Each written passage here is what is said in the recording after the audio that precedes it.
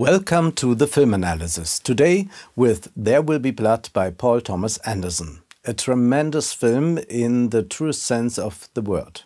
We find great narrative arcs in the era of classical Hollywood cinema, and these films dealt intensively with US history, sometimes very glorifying, but by no means always. Think of the monumental 1956 film Giant, featuring James Dean, Elizabeth Taylor and Rock Hudson. It takes an overly critical look at the oil business and colonization. Classic Hollywood cinema is also characterized by its use of great actors. Paul Thomas Anderson realizes this with There Will Be Blood, although Daniel Day-Lewis plays his role very differently. Not so artificial, not so concerned only with craft, but here it's about real outbursts, an entirely different approach to acting. We are not watching a remake of an old film either. The plot construction is reminiscent of 50s films, but looking more closely, the construction is looser. It is no longer a question of different narrative strands that can be inexorably and ultimately firmly woven together. We don't have a classic drama structure here. Anderson lets individual strands fall away again, one change of mood by a character and the story takes a different course. It's also about contingency, not about an almost evolutionary narrative style still found in the old films. And, unusually for Hollywood, some mysteries remain. What about Eli and his twin brother Paul? Did he really exist? And what about Plainview's son, who is not his son after all? We are not actually told about this exact relationship until the end.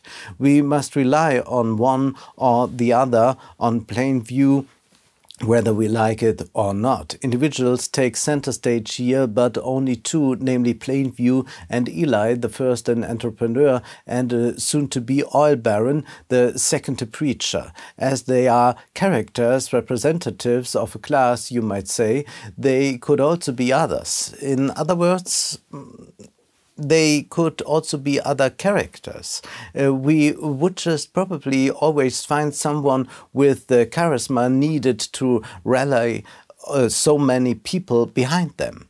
The rest of the workers are interchangeable, as we know from capitalist economies. Entrepreneurs wield this great power. Its narrative style renders There Will Be Blood a modern film.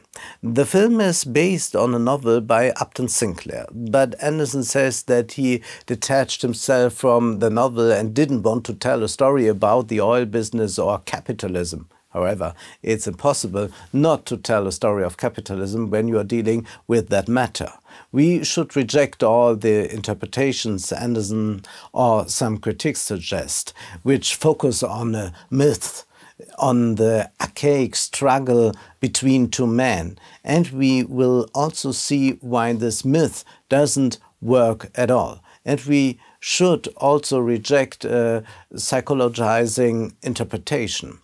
If it weren't for Plainview, someone else would be drilling for oil there. It's true, there are no daily politics in this film, nor is it about economic details.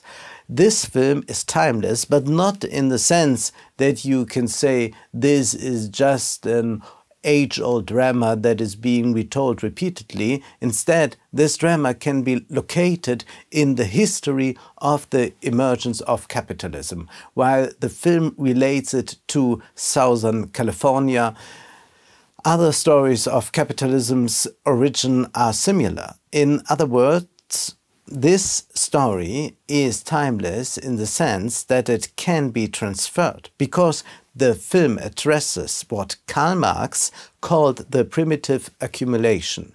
Marx asks himself, how did capitalism come about?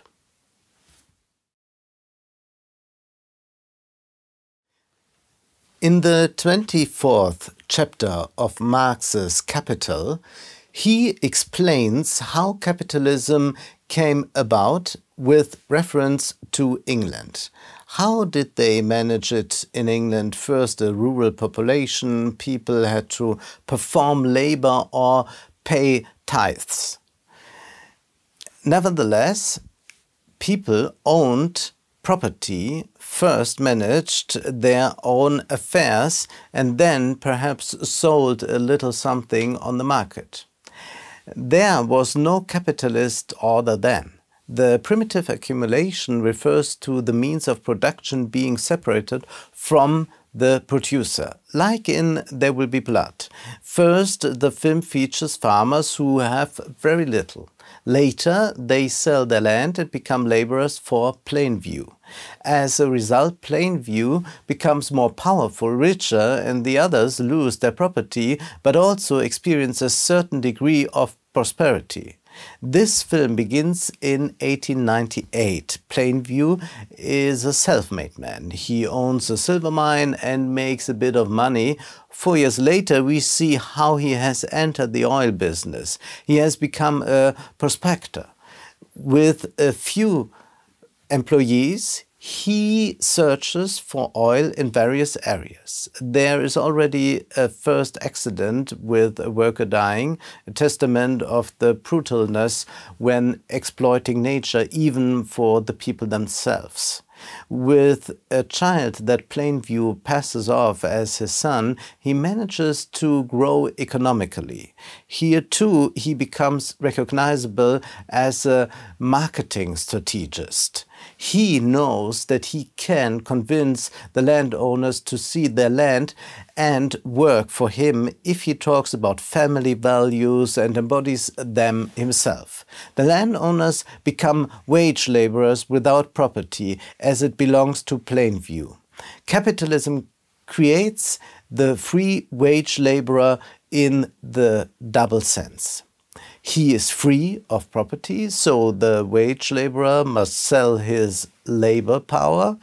In the film, the farmers must sell their labor power to Plainview, but at the same time, they can also free themselves from their land. They can go elsewhere, which also frees them to a certain extent. This also becomes clear with Paul, Eli's twin brother. He gives Plainview the tip to drill for oil in Paul's homeland in exchange for money, and he gets paid for it. The money frees Paul from the family order, which is clearly also patriarchal. So it is the father who beats the children and so on. And this money harbors emancipatory power because emancipation means releasing the son from the father's control. And that's what the money enables Paul to take. He can start somewhere new. However, this freedom creates new relations of violence. The free wage laborers are exposed to the violence of their exploiters, the capitalists. Plainview's way of business costs workers their lives. There Will Be Blood is more than just a title. Plainview later arrives at the land in Southern California described by Paul. He buys this land from Paul's father for little money. Eli, however, wants another $5,000 for his church. Eli is also a self-made man who founds his own church. He too becomes an entrepreneur when he has enough members and expands. He builds a church franchise and says, I'm going to move on, going to other oil fields and try to build churches there. And before Plainview came along, we had this subsistence economy. The farmers lived in relative poverty, but they were self-sufficient.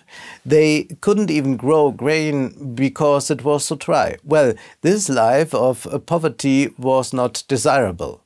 Now comes capitalism. Capital is centralized and only few own the means of production. But this also brings a new dynamic into play. The land can be cultivated differently by building wells. An infrastructure is created at the same time. This also leads to blood, death, exploitation, fire, and overexploitation of nature.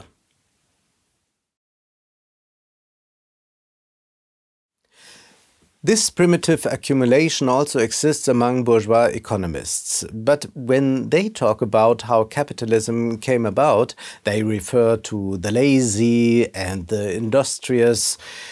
Ironically, Marx put it very concisely. This primitive accumulation plays the same role in political economy as the fall of man does in theology. That's why religion matters in the film. Adam bit into the apple and thus sin came upon humanity. Its origin is explained by telling it as an anecdote from the past. In a time long gone by, there was a diligent, intelligent, and above all thrifty elite on the one side, and on the other, the laced away everything and more for scraps. And these industrious people prevailed, hence capitalism came about. But Marx says it was by no means that idyllic. He writes, in real history, as we know, conquest, subjugation, robbery, in short, violence, play the significant role. In the soft political economy, the idle has always prevailed. End of quote. And he makes it clear once again what this appropriation means. The history of their expropriation is inscribed in the annals of humanity with traits of blood and fire. End of quote. And these are the great leitmotifs in the film, blood and fire. Let's remember when this one rig starts to burn and when these flames blaze for minutes and the film really savors it. There Will Be Blood is the film version of the 24th chapter of Marx's Capital. And even the claimed family values of patriarchal entrepreneurs, as we often find in the 19th century, turn out to be completely hollow. There is a discrepancy between an egoistic economy that provides for competition against which one must prevail, and a family community on the other side. In a way, the bourgeois family ideology is the consolation plaster that is stuck on top so that this discrepancy is not so noticeable. Anderson rips off this plaster. Plainview says to his son at the end, "You are not my son. You don't belong to me. I found you somewhere." A dramatic, intense scene. Of course, it reminds us of another famous Hollywood scene, namely in Star Wars, where the son is told, "I am your father." What we find in Star Wars is myth. It's tradition. It's a society of estates, if you like.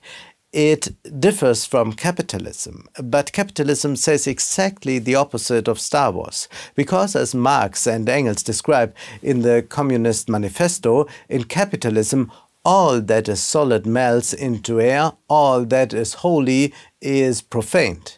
In other words, this familial order no longer plays a role that is liberation. It is a liberation, but it is also a path to isolation. Plainview's half-brother is even more interesting. This Henry appears, he pretends to be his half-brother, but has never seen him before. Plainview believes him, but then this illusion of kinship is briefly created until it turns out that someone has simply assumed a different identity. Here too, we are dealing with a doubly free wage laborer increasing his job prospects a little by saying he is the half-brother. Because even under capitalism, you can be anything. You can reinvent yourself with a bit of money by moving away from family ties, recreate yourself, detach yourself from the family context. Eli also breaks away from his father. He berates his father, saying he's stupid, he doesn't know how to manage, and that is why God is angry with him in the end. And Eli also must portray himself as someone who is just a chatterbox, a heretic, someone who doesn't believe in anything. That's what Plainview demands of Eli in the end. Only then would he get what he wants. He must confess that he doesn't believe in anything, that he doesn't really believe in what he is advocating, but he must believe in something else, namely capitalism. Plainview believes in it, and that's why he grudgingly but ultimately has no problem being baptized if he gets what he wants. He still needs a piece of land to build a pipeline there. Capital will make a pact with religion if it must. We have seen this repeatedly in history. Money doesn't really care about anything. Eli accumulates capital through church members, and he will invest this capital in the stock market until the stock market crashes. Religion plays a crucial role here, leading back to Marx, to his talk of religion as the opium of the people. We also think of Max Weber, who in his famous work combined and analyzed the Protestant ethic and the spirit of capitalism. We find both in There Will Be Blood, but there's more. It takes Marx's primitive accumulation even further.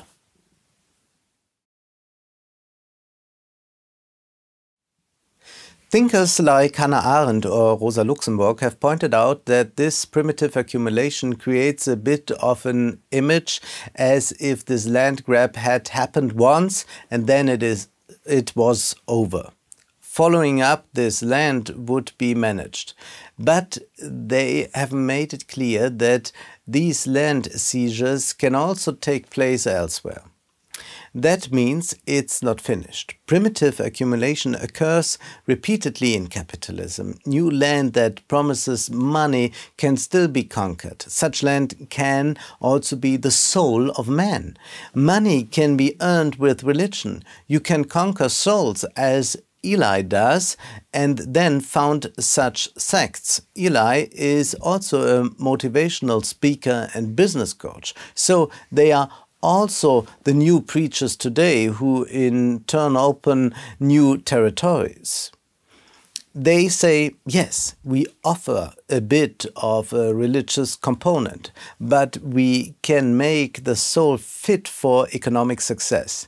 These two are always land grabs. Let's come to another crucial aspect. Plainview receives a wonderful exit offer. He has achieved a lot there.